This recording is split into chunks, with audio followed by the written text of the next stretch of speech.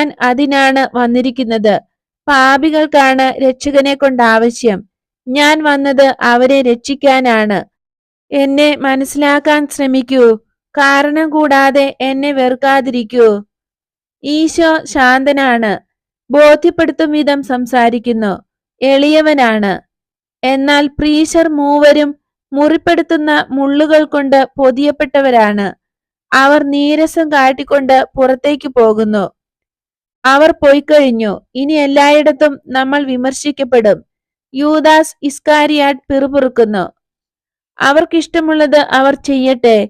പിതാവ് നിങ്ങളെ കുറ്റപ്പെടുത്തുകയില്ലെന്ന് നിങ്ങൾ തീർച്ചയാക്കണം. മത്തായി വിഷമിക്കേണ്ട. നിങ്ങളും മത്തായിയുടെ സ്നേഹിതർ വിഷമിക്കേണ്ട.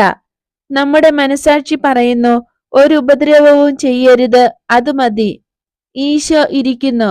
ദർശനം അങ്ങനെ അവസാനിക്കുന്നു.